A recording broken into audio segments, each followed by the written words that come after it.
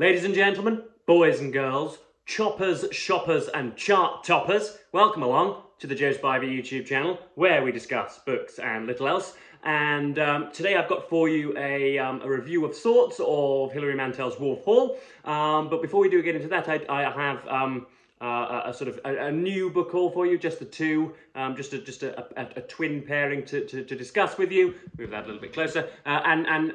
Before we do progress, there have been for the entire morning two tireless seagulls squawking from the opposite roof. So if you do hear, as I say, a few squawks, a few balls, a few wails, if indeed seagulls can wail, that is not some sort of some homeless little victim that I've got in my basement. That is indeed just the local flora and fauna sort of airing their lungs or whatever. So yes, I've got two new, heaven forbid, books to share with you. I have maligned the purchasing and just frequenting new bookstores, precisely because the prices are extortionate, needlessly extortionate, and so I'm seeming hypocritical slightly perhaps, but what else am I meant to do when my grandmother hands me a crisp £20 note for an Easter present? I'll only go and buy myself, you know, another vial of laudanum or another, you know, material of self-stupefaction, or, you know, pay for the carnal company of a wench, a street side wench for 15 or 20 minutes. So I may as well go out and buy some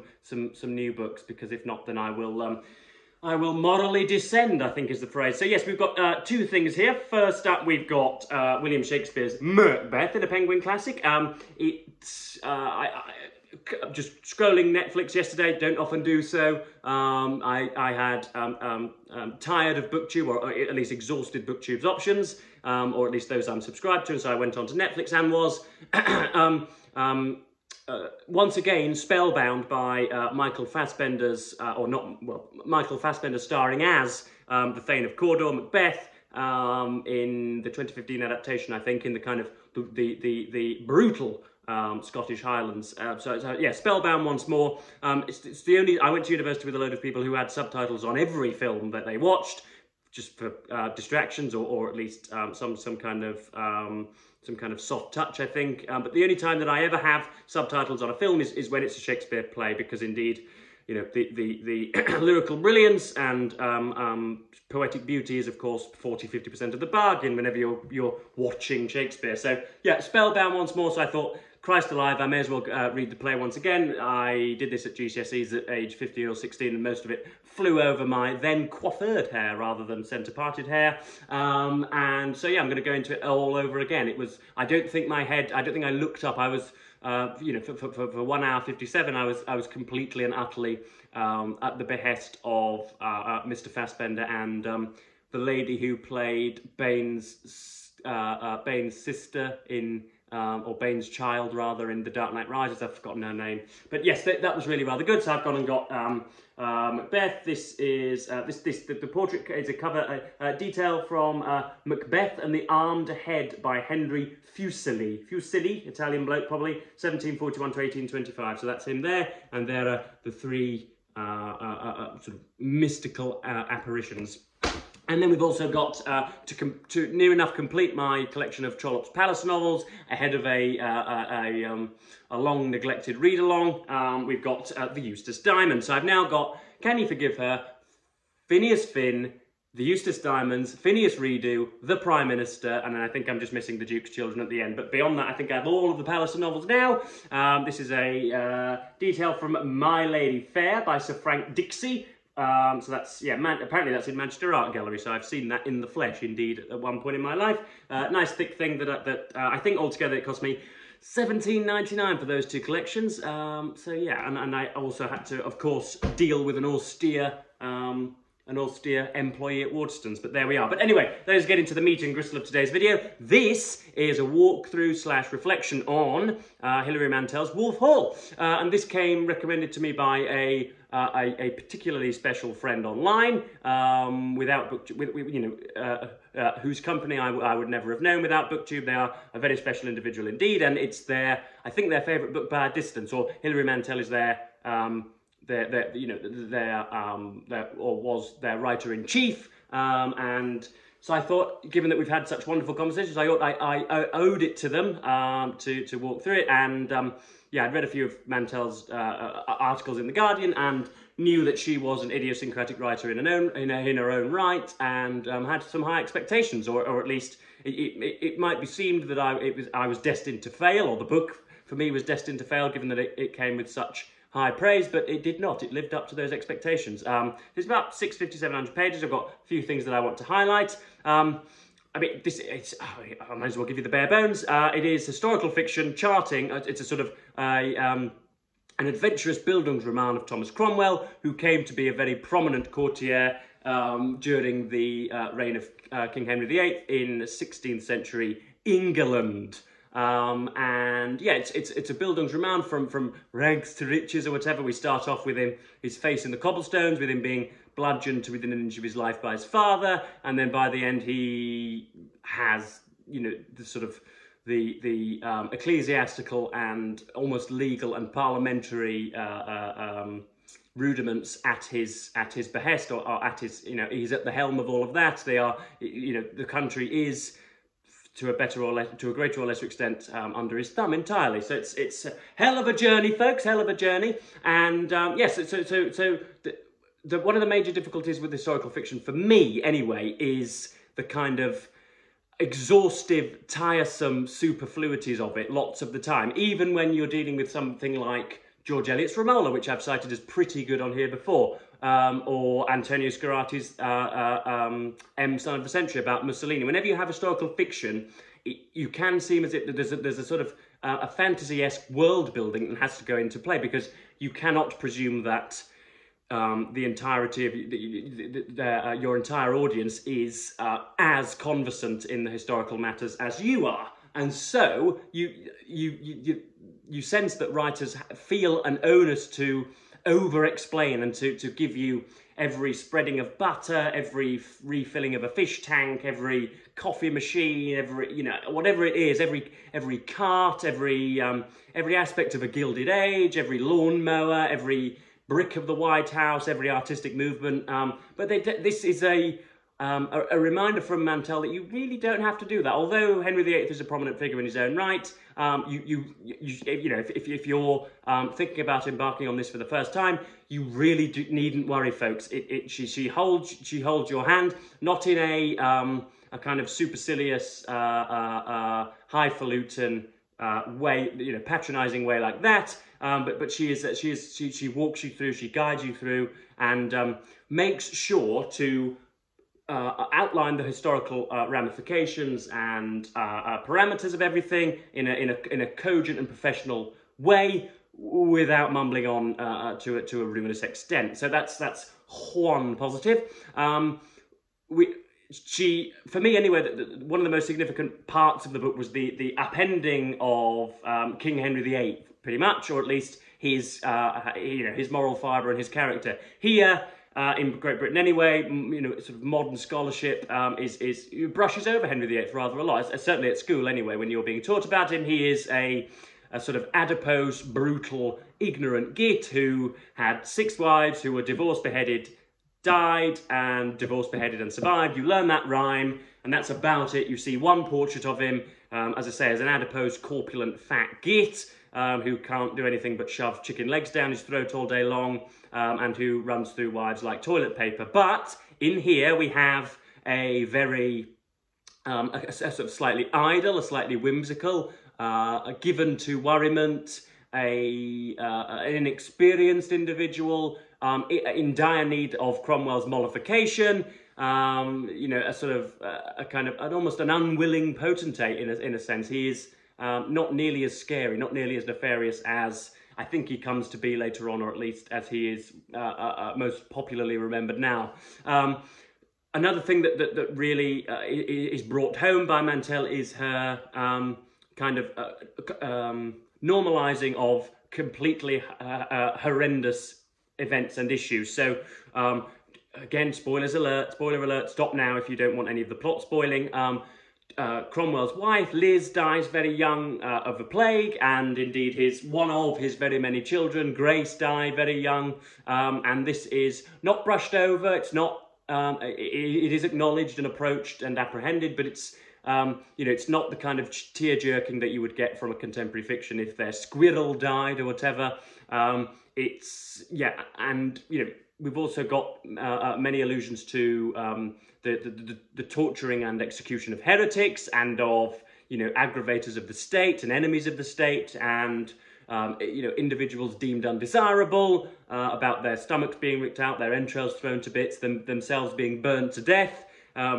I remember when I was young playing, heaven forbid, a little bit of Call of Duty when I was sort of 15 to 18 or whatever, and I would release the flamethrower, and the Stahlhelms of much of the Gestapo or whatever would fall to the floor, and they would burn to death and die within 30 seconds. But burning to death is actually a very arduous task, folks. It takes an awful long time for someone to burn to death, a lot longer than you'd imagine. And so she normalizes it, and in a way that the Tudors themselves did, one presumes, that their lives, their daily activities, their estimation of difficulty was a lot different to ours. Nowadays, if you're in an office and 3 of your colleagues find you mildly disagreeable, that means that you can go and, I don't know, throw yourself off a bridge because you're somehow, sort of neurologically predisposed to sadness and melancholy. But that's a conversation for another day. So I've got very many sections that I want to highlight. We might as well get on with it. Otherwise, this video is going to be north of 20 minutes, which is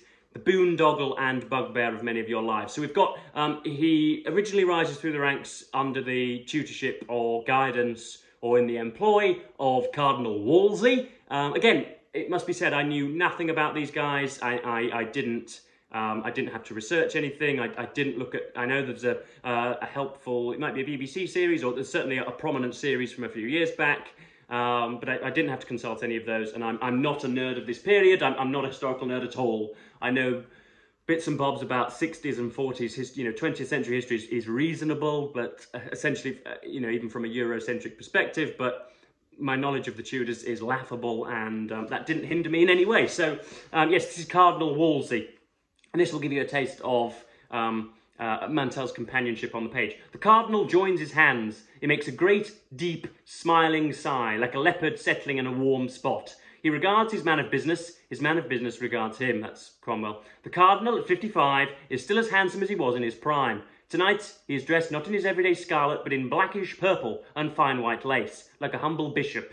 His height impresses. His belly, which should in justice belong to a more sedentary man, is merely another princely aspect of his being, and on it, confidingly, he often rests a large, white, beringed hand.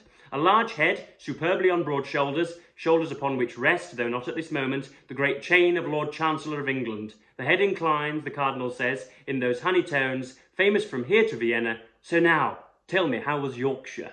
So Cromwell's just been sort of consorting with the troglodytes in Yorkshire, which I do on a daily basis. So yes, that's jolly good. So next up we have Cromwell's reputation. As I say, it's a rags to rich story. So he comes from virtually nothing. He's a member of the lower classes, and he rises to become extremely prominent indeed, and of course has to face and sort of has to digest much of the inexplicable or not, unjustifiable prejudice which is thrown upon people from a lower class or working class background who heaven forbid display or exhibit some capabilities. I know what that's like, folks. So yeah, Thomas Cromwell, people say, that is an ingenious man. Do you know he has the whole of the New Testament by heart? He's the very man if an argument about God breaks out. He's the very man for telling your tenants 12 good reasons why their rents are fair. He is the man to cut through some legal entanglement that's ensnared you for 3 generations, or talk your sniffling little daughter into the marriage she swears she will never make. With animals, women, and timid litigants, his manner is gentle and easy, but he makes your creditors weep. He can converse with you about the Caesars or get you Venetian glassware at a very reasonable rate. Nobody can out-talk him if he wants to talk. Nobody can keep better their head when markets are falling and weeping men are standing on the street tearing up letters of credit. Liz, he says one night, I believe that in a year or 2 we'll be rich. So you have there, Cromwell is the surname Cromwell appears 5 or 6 times throughout this 600-page book because he is referred to as a lowercase he. And you soon very much get used to that. At the start, somebody will talk and then there will be he furrows his brow and you'll be a little bit confused, but you soon adapt to automatically assuming that the referenced he refers to Thomas Cromwell. So this has got, Cromwell is, I've written in the margin, feverishly and cogently undermining the established church. So obviously, because Catherine of Aragon, I believe, Henry VIII's first wife, does not bear him a viable son, she needs to be sidelined and moved out, and Anne Boleyn needs to be moved in, and therefore the Pope at the time needs to grant Henry VIII the divorce, which he is steadfastly against. So Cromwell begins to undermine the validity of the papacy, the papacy. Is it papacy or papacy? I'm not sure. It begins to undermine the Pope and the Catholic Church in Europe. If you ask me about the monks, I speak from experience, not prejudice. And though I have no doubt that some foundations are well governed, my experience has been of waste and corruption. May I suggest to your Majesty that, if you wish to see a parade of the 7 deadly sins, you do not organise a masque at court, but call without notice at a monastery. I have seen monks who live like great lords on the offerings of poor people who would rather buy a blessing than buy bread, and that is not Christian conduct. Nor do I take the monasteries to be the repositories of learning some people believe they are. Was Grossin a monk, or Collet, or Linacre, or any of our great scholars? I've mispronounced all of those, no doubt.